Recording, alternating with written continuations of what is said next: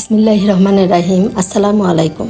আশা করি আপনারা সবাই ভালো আছেন। প্রতিদিনের রান্নাঘর থেকে আজকে আমি আপনাদের দেখাবো খুবই কম সময়ে খুবই মজার হাতে মেখে ইলিশ মাছ রান্না করি।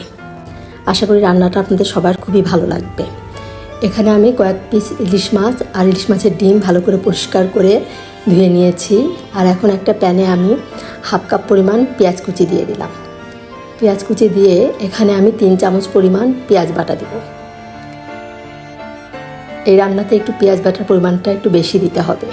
এখন দিলাম হাফ চামচ পরিমাণ রসুন বাটা, হাফ চামচের একটু কম দিলাম আমি হলুদের গুঁড়া, হাফ চামচ পরিমাণ দিব মরিচের গুঁড়া, আর হাফ চামচ পরিমাণ ধনিয়ার গুঁড়া দিলাম। দিয়ে এখন 1 চামচ পরিমাণ লবণ দিয়ে দিলাম।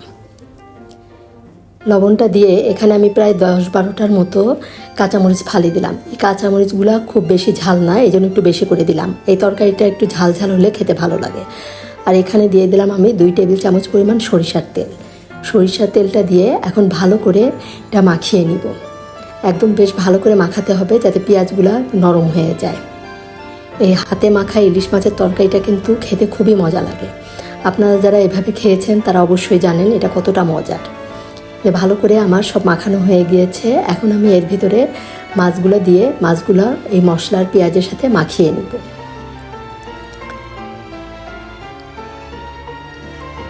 এভাবে এখন সব মাখিয়ে আমি খুব সামান্য পরিমাণ পানি দিয়ে এটা রান্না করে নিব। আর এই রান্নাটা হতে কিন্তু খুব বেশি সময় লাগে না, খুব তাড়াতাড়ি এই রান্নাটা হয়ে যায়।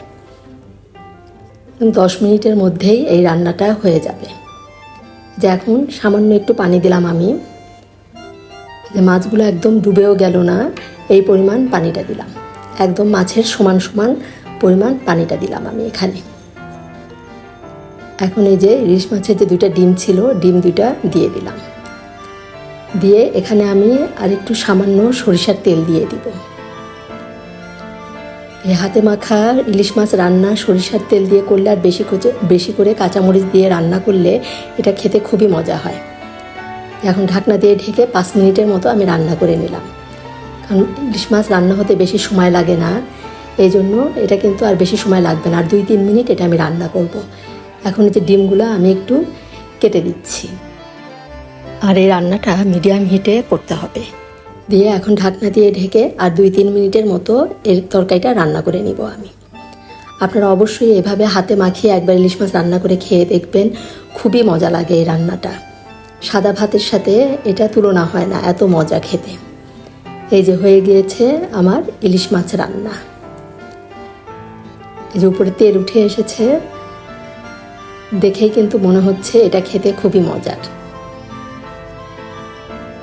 যে হয়ে গেল আমার হাতে মাখা ইলিশ মাছ রান্না। আমার রান্না যদি আপনাদের ভালো লাগে অবশ্যই আপনারা আমার পাশে থাকবেন। ধন্যবাদ সবাইকে, সবাই ভালো থাকবেন। আল্লাহ হাফেজ।